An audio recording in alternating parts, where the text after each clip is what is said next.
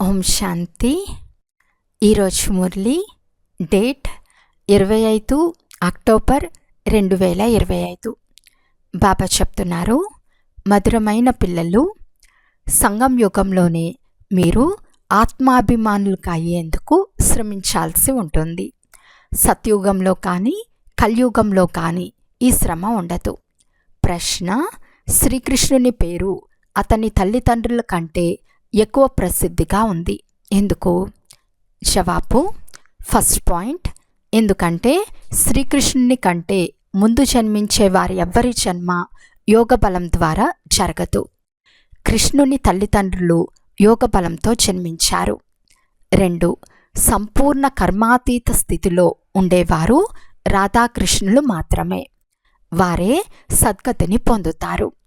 పాపాత్ములందరూ సమాప్తమైన తర్వాత పుష్పాల నూతన ప్రపంచంలో శ్రీకృష్ణుడు జన్మిస్తాడు. దానినే వైకుంఠమని అంటారు. 3, సంగం యుగంలో శ్రీకృష్ణుని ఆత్మ అందరికంటే ఎక్కువ పురుషార్థం చేసింది, అందుకే అతని పేరు ప్రసిద్ధిగాంచింది. ఓం శాంతి. మధురాతి మధురమైన ఆత్మీక తండ్రి తన ఆత్మీక పిల్లలకు అర్థం చేయిస్తున్నారు. 5000 సంవత్సరాలకు ఒక్కసారి మాత్రమే వచ్చి పిల్లలను చదివిస్తారు. పతితులైన మమ్మల్ని పావనంగా చేయమని పిల్లలు పిలుస్తారు. అందువలన ఇది పతిత ప్రపంచమని సిద్ధమవుతుంది. నూతన ప్రపంచం పావన ప్రపంచంగా ఉండేది. నూతన గృహం అందంగా ఉంటుంది. పాతది శిథిలమైపోయి ఉంటుంది. వర్షం కురిస్తే కూలిపోతుంది. ఇప్పుడు నూతన ప్రపంచాన్ని తయారు చేసేందుకు తండ్రి వచ్చారని, ఇప్పుడు మనల్ని చదివిస్తున్నారని పిల్లలైన మీకు తెలుసు. 5000 సంవత్సరాల తర్వాత మళ్ళీ చదివిస్తారు. ఈ విధంగా సాధు సత్పురుషులెవ్వరూ తమ శిష్యులను ఎప్పుడూ చదివించరు. వారు నివృత్తి మార్గంలోని వారు కనుక వారికి డ్రామాను గురించి తెలియదు. తండ్రి తప్ప ఇతరులెవ్వరూ సృష్టి ఆది మధ్య అంతముల రహస్యాన్ని తెలపలేరు. అర్థకల్పంలో మీరెప్పుడు ఆత్మాభిమానులు కావనందున పిల్లలైన మీరు ఆత్మాభిమానులు కావటంలోనే శ్రమ ఉంటుందని తండ్రి అర్థం చేస్తున్నారు. స్వయాన్ని ఆత్మగా భావించండి, అంతేగాని ఆత్మనే పరమాత్మ కాదు. స్వయాన్ని ఆత్మగా భావించి పరంపిత పరమాత్మ శివుణ్ణి స్మృతి చేయాలి. స్మృతి యాత్ర ముఖ్యమైనది. దానివల్లనే మీరు పతితుల నుండి పావనంగా అవుతారు. ఇందులో స్థూలమైన విషయమేదీ లేదు. ముక్కులు, చెవులు మొదలైన వాటిని మూసుకోవలసిన అవసరం లేదు. స్వయాన్ని ఆత్మగా భావించి తండ్రిని స్మృతి చేయాల్సిందే ముఖ్యమైన విషయం. మీరు అర్థకల్పం నుండి దేహాభిమానంతో ముట్టడించబడి ఉన్నారు. స్వయాన్ని ఆత్మగా భావించినప్పుడే తండ్రిని స్మృతి చేయగలరు. భక్తి మార్గంలో కూడా బాబా బాబా అని అంటూ వచ్చారు. సత్యుగంలో ఒక లౌకిక తండ్రి మాత్రమే ఉంటారని పిల్లలకు తెలుసు. అక్కడ సుఖంగా ఉంటారు కనుక పారలౌకిక తండ్రిని స్మృతి చేయరు. భక్తి మార్గంలో 2 తండ్రులు ఉంటారు, లౌకిక తండ్రి, పారలౌకిక తండ్రి. దుఃఖంలో అందరూ పారలౌకిక తండ్రిని స్మృతి చేస్తారు. సత్యుగంలో భక్తి ఉండదు. అక్కడ జ్ఞాన ప్రాలబ్ధం ఉంటుంది, కానీ జ్ఞానం ఉండదు. ఇప్పటి జ్ఞాన ప్రాలబ్ధం అక్కడ లభిస్తుంది. తండ్రి ఒకసారి మాత్రమే వస్తారు. అర్థకల్పం బేహద్ తండ్రి ఇచ్చిన సుఖ వారసత్వం ఉంటుంది. లౌకిక తండ్రి నుండి అల్పకాల వారసత్వం లభిస్తుంది. ఇది మనుషుల అర్థం చేయించలేరు. ఇది కొత్త విషయం. 5000 సంవత్సరాలలో సంగం యుగంలో ఒక్కసారి మాత్రమే తండ్రి వస్తారు. కలియుగాంతం మరియు సత్యుగాదుల కలిసే సంగం యుగ సమయంలో మాత్రమే తండ్రి నూతన ప్రపంచాన్ని స్థాపన చేసేందుకు మళ్ళీ వస్తారు. నూతన ప్రపంచంలో ఈ లక్ష్మీనారాయణల రాజ్యం ఉండేది. త్రేతాయుగంలో రామరాజ్యం ఉండేది. పోతే ఇతర దేవతల చిత్రాలన్నీ భక్తి మార్గపు సామాగ్రి. వీటన్నిటినీ మర్చిపోండి. ఇప్పుడు మీ ఇంటిని, నూతన ప్రపంచాన్ని స్మృతి చేయండి అని తండ్రి అంటున్నారు. జ్ఞాన మార్గం తెలివికి సంబంధించిన మార్గం. దీనివల్ల మీరు 21 జన్మలు వివేకవంతులుగా అవుతారు. ఎలాంటి దుఃఖమూ ఉండదు. సత్యుగంలో మాకు శాంతి కావాలని ఎప్పుడూ ఎవరు అనరు. అడుక్కునే బదులు మరణించటం మేలు అని అంటారు కదా. తండ్రి మిమ్మల్ని ఎలాంటి ధనవంతులుగా చేస్తారు అంటే, దేవతలుగా ఉండే మీరు భగవంతుని యాచించే అవసరమే ఉండదు. ఇక్కడైతే ఆశీర్వాదాల కొరకు వేడుకుంటారు కదా. పోప్ మొదలైన వారు వస్తే వారి ఆశీస్సులకై అనేక మంది వెళ్తారు. పోప్ అనేక మందికి వివాహాలు చేయిస్తారు. బాబా అయితే ఈ పని చేయరు. భక్తి మార్గంలో ఇంతకు ముందు జరిగిపోయిందే ఇప్పుడు మళ్ళీ జరుగుతూ ఉంది. అదే మళ్ళీ రిపీట్ అవుతుంది. రోజు రోజుకు భారతదేశం ఎంతగానో దిగజారిపోతూ ఉంది. ఇప్పుడు మీరు సంగం యుగంలో ఉన్నారు. మిగిలిన మనుషులందరూ కలియుగంలో ఉన్నారు. ఇక్కడికి వచ్చినంత వరకు ఇది సంగం యుగమా కలియుగమా అని తెలుసుకోలేరు. ఒకే ఇంట్లో పిల్లలు సంగం యుగంగా భావిస్తారు. తండ్రి కలియుగంలో ఉన్నామని అంటారు. ఎంత కష్టమవుతుంది. ఆహార పానీయాల విషయంలో కూడా చాలా కష్టం ఏర్పడుతుంది. మీరు శుద్ధ పవిత్ర భోజనం చేసే సంగం యుగానికి చెందినవారు. దేవతలు ఎప్పుడూ ఉల్లిగడ్డ మొదలైనవి తినరు. ఈ దేవతలను నిర్వికారులు అని అంటారు. భక్తి మార్గంలో అందరూ తమో ప్రధానమైపోయారు. ఇప్పుడు సతో ప్రధానంగా అవ్వండి అని తండ్రి అంటున్నారు. ఆత్మ మొదట సతో ప్రధానంగా ఉండి ఇప్పుడు తమో ప్రధానం అయిపోయిందని ఎవరికీ తెలియదు. ఎందుకంటే వారు ఆత్మను నిర్లేపిగా భావిస్తారు. ఆత్మనే పరమాత్మ అని అంటారు. ఇలా రకరకాలుగా నేస్తారు. నేనొక్కడనే జ్ఞానసాగర్ను. దేవీ దేవతా ధర్మానికి చెందిన వారంతా మళ్ళీ వచ్చి తమ వారసత్వాన్ని తీసుకుంటారు. ఇప్పుడు శాప్లింగ్ కట్టుబడుతూ ఉంది. వీరు ఉన్నత పదవి పొందేందుకు అర్హులు కారని మీరు అర్థం చేసుకుంటారు. ఇంటికి పోయి వివాహం చేసుకుని చీచీగా అవుతూ ఉంటారు. అటువంటి వారు ఉన్నత పదవిని పొందలేరని ఇప్పుడు రామరాజ్య స్థాపన జరుగుతూ ఉందని తండ్రి అంటున్నారు. నేను మిమ్మల్ని రాజాదిరాజులుగా చేస్తాను కనుక మీరు తప్పకుండా ప్రజలను తయారు చేసుకోవాల్సి వస్తుంది. లేకుంటే రాజ్యం ఎలా పొందుకుంటారు? ఇది గీతలోని వాక్యం కదా. దీనిని గీతాయోగం అనే పిలుస్తారని తండ్రి అంటున్నారు. మీరు రాజయోగంను నేర్చుకుంటున్నారు. ఆది సనాతన దేవీ దేవతా ధర్మానికి పునాది ఏర్పడుతూ ఉందని మీకు తెలుసు. సూర్యవంశ రాజ్యం, చంద్రవంశ రాజ్యం రెండూ స్థాపన అవుతున్నాయి. బ్రాహ్మణ కుల స్థాపన జరిగిపోయింది. బ్రాహ్మణులే మళ్ళీ సూర్యవంశీయులు, చంద్రవంశీయులుగా అవుతారు. మంచి రీతిగా శ్రమించువారు సూర్యవంశీయులుగా అవుతారు. ఇతర ధర్మాల వారు ఎవరైతే వస్తారో వారు వారి ధర్మాలను స్థాపించేందుకు వస్తారు. వారి వెనుక ఆ ధర్మానికి చెందిన ఆత్మలు వస్తూ ఉంటారు. ఆ ధర్మం వృద్ధి చెందుతూ ఉంటుంది. క్రైస్తవుల బీజరూపం యేసుక్రీస్తు. మీ బీజరూపం ఎవరు? తండ్రి. ఎందుకంటే తండ్రి వచ్చి బ్రహ్మ ద్వారా స్వర్గస్థాపన చేస్తారు. బ్రహ్మనే ప్రజాపిత అని అంటారు. వారిని రచయిత అని అనరు. వీరి ద్వారా పిల్లలు దత్తత చేసుకోబడతారు. బ్రహ్మను కూడా సృష్టిస్తారు కదా. తండ్రి వచ్చి బ్రహ్మలో ప్రవేశించి రచిస్తారు. మీరు నా పిల్లలు అని శివబాబా అంటున్నారు. మీరు నాకు సాకార పిల్లలు అని బ్రహ్మ కూడా అంటారు. మీరు నల్లగా అంటే చీచీగా అయిపోయారు. ఇప్పుడు మళ్ళీ బ్రాహ్మణులుగా అయ్యారు. ఈ సంగం యుగంలో మీరు పురుషోత్తమ దేవీ దేవతలుగా అయ్యే శ్రమ చేస్తారు. దేవతలకు కానీ శూద్రులకు కానీ ఏ శ్రమ చేయాల్సిన అవసరం లేదు. బ్రాహ్మణులైన మీరు దేవతలుగా అయ్యేందుకు శ్రమ చేయవలసి వస్తుంది. తండ్రి సంగం యుగంలోనే వస్తారు. ఇది చాలా చిన్న యుగం. అందుకే దీనిని లీప్ యుగం అని అంటారు. దీని గురించి ఎవరికీ తెలియదు. తండ్రి కూడా శ్రమ చేయాల్సి వస్తుంది.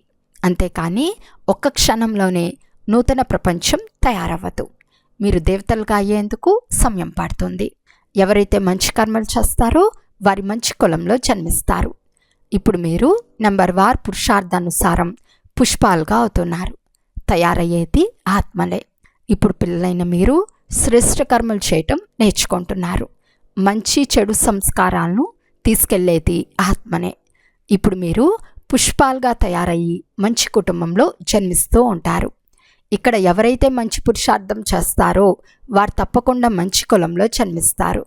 నెంబర్ వార్గా అవుతారు కదా. ఎలాంటి కర్మలు చేస్తే అలాంటి జన్మలు తీసుకుంటారు. చెడు కర్మలు చేయవారు ఎప్పుడైతే పూర్తిగా సమాప్తం అయిపోతారో అప్పుడు స్వర్గస్థాపన జరుగుతుంది. కల్పాంతరపు పూర్తి అవుతుంది. కత్తిరింపు పూర్తి అవుతుంది. అంటే ఎన్నుకోవటం పూర్తి అవుతుంది. ఎవరికైతే తమో ప్రధానంగా ఉంటారో వారంతా సమాప్తమైపోతారు. మళ్ళీ నూతనంగా దేవతలు రావటం ప్రారంభమవుతుంది. భ్రష్టాచారాలన్నీ సమాప్తమైనప్పుడు కృష్ణుడు జన్మిస్తాడు. అంతవరకు మార్పులు చేర్పులు జరుగుతూ ఉంటాయి. ఎప్పుడైతే చీచీగా ఉండరో అప్పుడు కృష్ణుడు వస్తాడు. అంటే అపవిత్రులు ఎవరు ఉండరో అప్పుడు కృష్ణుడు వస్తాడు. అంతవరకు మీరు వస్తూ పోతూ ఉంటారు. కృష్ణుని రిసీవ్ చేసుకునేందుకు అంటే జన్మనిచ్చు తల్లిదండ్రులు ముందే కావాలి కదా. ఆ తర్వాత అందరూ మంచివారే ఉంటారు. మిగిలిన వారంతా వెళ్ళిపోతారు. అప్పుడే దాన్ని స్వర్గమని అంటారు. మీరు కృష్ణుణ్ణి ఆహ్వానించు వారిగా ఉంటారు. భలే మీ జన్మ చీచీగా ఉంటుంది. ఎందుకంటే రావణరాజ్యం కదా, శుద్ధ జన్మగా ఉండదు. మొట్టమొదటి పవిత్ర జన్మ కృష్ణునిదే. ఆ తర్వాత నూతన ప్రపంచంను వైకుంఠమని అంటారు. కృష్ణుడు సంపూర్ణ పవిత్రమైన నూతన ప్రపంచంలోకి వస్తాడు. రావణ సాంప్రదాయం పూర్తిగా సమాప్తమైపోతుంది. కృష్ణుడి పేరు వారి తల్లిదండ్రుల కంటే ప్రసిద్ధిగాంచింది. కృష్ణుని తల్లిదండ్రుల పేర్లు అంత ప్రసిద్ధంగా లేవు. కృష్ణుని కంటే ముందు జన్మించిన వారి జన్మను యోగబలంతో జన్మించిన జన్మ అని అనరు. కృష్ణుని తల్లిదండ్రులు యోగబలంతో జన్మించిన వారు కాదు. అలా జరిగి ఉంటే వారి పేర్లు కూడా ప్రసిద్ధిగాంచేవి. అందువలన కృష్ణుని తల్లిదండ్రులు కృష్ణుడు చేసినంత పురుషార్థం చేయలేదని సిద్ధమవుతుంది. ఈ విషయాలన్నీ పోను పోను మీరు అర్థం చేసుకుంటూ ఉంటారు. సంపూర్ణ కర్మాతీత అవస్థ పొందినవారు రాధాకృష్ణులే. వారే సద్గతిలోకి వస్తారు. పాపాత్ములంతా సమాప్తమైనప్పుడు వారు జన్మిస్తారు. ఆ తర్వాత ప్రపంచాన్ని పావన ప్రపంచము అని అంటారు. అందుకే కృష్ణుని పేరు ప్రఖ్యాతంగా ఉంది. అతని తల్లిదండ్రులది అంతా ప్రసిద్ధిగా లేదు. పోను పోను మీకు చాలా సాక్షాత్కారాలు అవుతాయి. ఇంకా సమయం ఉంది. మేము ఈ విధంగా అయ్యేందుకు చదువుకుంటున్నామని ఎవరైనా అర్థం చేయించవచ్చు. విశ్వంలో వీరి రాజ్యం ఇప్పుడు స్థాపన అవుతూ ఉంది. మనకైతే నూతన ప్రపంచం కావాలి. ఇప్పుడు మిమ్మల్ని దైవీ సాంప్రదాయం వారని అనరు. ఇప్పుడు మీరింకా బ్రాహ్మణ సాంప్రదాయంలో ఉన్నారు. దేవతలుగా అవుతారు. మీరు దైవీ సాంప్రదాయాలుగా అయితే ఈ శరీరం ఆత్మ రెండు స్వచ్ఛంగా ఉంటాయి. ఇప్పుడు మీరు సంగం యుగంలో పురుషోత్తములుగా అయ్యేవారు. ఇదంతా శ్రమ చేయవలసిన విషయం. స్మృతి ద్వారా వికర్మాచితులుగా అవ్వాలి. స్మృతి మాటి మాటికి మర్చిపోతామని స్వయంగా మీరే అంటున్నారు. బాబా పిక్నిక్ వచ్చినప్పుడు అందరినీ గమనిస్తూ ఉంటారు. మనం స్మృతిలో లేకుంటే బాబా ఏమంటారు? మీరు బాబా స్మృతిలో ఉండి పిక్నిక్ చేయండి అని అంటారు. కర్మలు ఆచరిస్తూ ప్రియుని స్మృతి చేస్తే వికర్మలు వినాశనం అయిపోతాయి. శ్రమంతా ఇందులోనే ఉంది. స్మృతి వలన ఆత్మ పవిత్రమవుతుంది. అవినాశి జ్ఞానధనం కూడా జమ అవుతుంది. మళ్ళీ అపవిత్రమైతే జ్ఞానమంతా ఖాళీ అయిపోతుంది. పవిత్రతే ముఖ్యమైన అంశం. తండ్రి మంచి మంచి విషయాలు అర్థం చేస్తారు. ఈ సృష్టి ఆది మధ్య అంత జ్ఞానం మరెవరిలోనూ లేదు. ఇతర సత్సంగాలన్నీ భక్తి మార్గానికి చెందినవి. బాబా అర్థం చేస్తున్నారు. వాస్తవానికి ప్రవృత్తి మార్గంలోని వారే భక్తి చేయాలి. మీలో ఎంతో శక్తి ఉంటుంది. ఇంట్లో కూర్చుని ఉన్నా మీకు సుఖం లభిస్తుంది. సర్వశక్తివంతులైన తండ్రి నుండి మీరు ఇంత శక్తిని తీసుకుంటున్నారు. సన్యాసుల్లో కూడా మొదట శక్తి ఉండేది. అడవుల్లో నివసించేవారు. ఇప్పుడు వారు కూడా పెద్ద పెద్ద భవనాలు నిర్మించుకుని నివసిస్తున్నారు. ఇప్పుడు వారిలో ఆ శక్తి లేదు. ఎలాగైతే మీలో కూడా మొదట్లో సుఖపడేందుకు కావలసిన శక్తి ఉండి తర్వాత తగ్గిపోయినట్లే వారిలో కూడా మొదట్లో శాంతి శక్తి ఉండేది. ఇప్పుడు వారిలో ఆ శక్తి ఉండటం లేదు. మొదట్లో వారు రచయిత రచనల గురించి మాకు తెలియదని సత్యం చెప్పేవారు. కానీ ఇప్పుడే నేనే భగవంతుడినని చెప్పుకుంటూ ఏకంగా వారు శివోహం శివోహం అని అనేస్తున్నారు. ఈ సమయంలో పూర్తి వృక్షమంతా తమో ప్రధానంగా ఉంది. అందువలన సాధు సన్యాసులు మొదలైన వారిని కూడా ఉద్ధరించేందుకు నేను వస్తాను. ఈ ప్రపంచం పరివర్తన అవ్వవలసి ఉంది. ఆత్మలన్నీ మళ్ళీ వెళ్ళిపోతాయి. మన ఆత్మలో అవినాశి పాత్ర నిండి ఉందని, ఆ పాత్ర మళ్ళీ రిపీట్ చేస్తామని ఏ ఒక్కరికి తెలియదు. ఆత్మ చాలా చిన్నది. ఇందులో అవినాశి పాత్ర నిండి ఉంది. అది ఎప్పుడు నశించదు. ఇది అర్థం చేసుకునేందుకు బుద్ధి చాలా పవిత్రంగా ఉండాలి. స్మృతి యాత్రలో మస్తుగా ఉన్నప్పుడే అలా పవిత్రంగా అవుతుంది. శ్రమ చేయకుంటే పదవి లభించదు. అందుకే ఉన్నతమైతే వైకుంఠ రసంను చవిచూస్తారు, లేకపోతే పొడి పొడిగా చూర్ణమైపోతారు. శ్రేష్టాతి శ్రేష్టమైన ద్వికిరీటధారి రాజాది రాజా చక్రవర్తులెక్కడా, సాధారణ ప్రజలెక్కడా? అందరినీ చదివించేవారు మాత్రం ఒక్కరే. ఇది అర్థం చేసుకునేందుకు చాలా తెలివి ఉండాలి. బాబా మాటి మాటికి స్మృతి యాత్ర చాలా ముఖ్యమని అర్థం చేస్తున్నారు. నేను మిమ్మల్ని చదివించి విశ్వానికి అధికారులుగా చేస్తాను. అందువలన నేను టీచర్ గురువు కూడా అయ్యాను. తండ్రి టీచర్లకు టీచరే కాక తండ్రులకు తండ్రి కూడా అయ్యారు. మన బాబా అత్యంత ప్రియమైన వారని పిల్లలైన మీకు బాగా తెలుసు. అటువంటి తండ్రిని చాలా స్మృతి చేయాలి, పూర్తిగా చదవాలి కూడా. తండ్రిని స్మృతి చేయకుంటే పాపాలు నశించవు. తండ్రి ఆత్మలన్నిటినీ తన వెంట తీసుకెళ్తారు. మిగిలిన శరీరాలన్నీ నశిస్తాయి. ఆత్మలు వారి వారి ధర్మాలకు చెందిన సెక్షన్లోకి వెళ్ళి ఉంటారు. అచ్చా, మధురాతి మధురమైన అపురూపమైన పిల్లలకు మాతాపిత బాప్దాదాల ప్రియ స్మృతులు మరియు గుడ్ మార్నింగ్. ఆత్మీక పిల్లలకు ఆత్మీక తండ్రి నమస్తే. ఆత్మీక తండ్రికి ఆత్మీక పిల్లల యొక్క ప్రియ స్మృతులు మరియు నమస్తే నమస్తే నమస్తే. ధారణ కొరకు ముఖ్య సారము. ఫస్ట్ పాయింట్, బుద్ధిని పవిత్రంగా చేసుకునేందుకు స్మృతి యాత్రలో పూర్తి తత్పరులై ఉండాలి. కర్మలు ఆచరిస్తున్న ఒకే ఒక ప్రియుని స్మృతిలో ఉంటే వికర్మాచితులుగా అవుతారు. సెకండ్ పాయింట్, ఈ చిన్న యుగంలో మనుషుల నుండి దేవతలుగా అయ్యేందుకు శ్రమ చేయాలి. మంచి కర్మలు చేస్తూ మంచి సంస్కారాలను ధారణ చేసి మంచి కులంలోకి వెళ్ళాలి.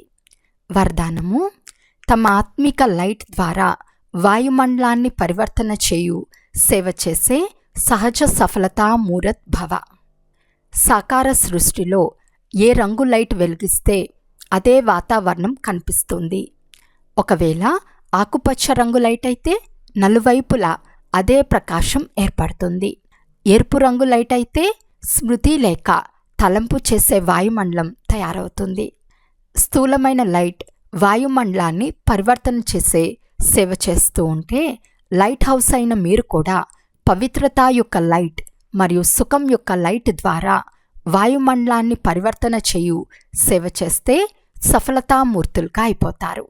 స్థూల లైట్ను కన్నుల ద్వారా చూస్తారు, ఆత్మిక లైట్ను అనుభవంతో తెలుసుకుంటారు. స్లోగన్, వ్యర్థ విషయాల్లో సమయం మరియు సంకల్పాన్ని పోగొట్టుకోవటం కూడా అపవిత్రతే. అవ్యక్త సూచన, స్వయం మరియు సర్వుల పట్ల మనసా ద్వారా యోగం యొక్క శక్తులను ప్రయోగించండి. ఏ ఖజానానైనా తక్కువగా ఖర్చు చేసి అధిక ప్రాప్తిని పొందాలి. ఇదే యోగం యొక్క ప్రయోగం. శ్రమ తక్కువ, సఫలత ఎక్కువ. ఈ విధి ద్వారా ప్రయోగం చేయండి. సమయం లేక సంకల్పాలు శ్రేష్ఠ ఖజానాలు కనుక సంకల్పాలను తక్కువలో తక్కువ ఖర్చు చేయాలి, కానీ ప్రాప్తి ఎక్కువగా ఉండాలి. సాధారణ వ్యక్తి 2, 3, 4 నిమిషాలు సంకల్పాలు నడిచిన తర్వాత ఆలోచించిన తర్వాత ఏదైతే సఫలతను లేక ప్రాప్తిని పొందుకుంటారో దాన్ని మీరు 1-2 సెకండ్లలో పొందగలరు. దీన్నే తక్కువ ఖర్చు ప్రాప్తి ఎక్కువ అని అంటారు. ఖర్చు తక్కువగా చేయండి, కానీ ప్రాప్తి 100 రెట్లు ఉండాలి. దీని ద్వారా సమయం లేక సంకల్పం ఏదైతే పొదుపు అవుతుందో దాన్ని ఇతరుల సేవలో ఉపయోగించవచ్చు. దాన పుణ్యాలు చేయగలరు. ఇదే యోగం యొక్క ప్రయోగం. అచ్చా, ఓం శాంతి.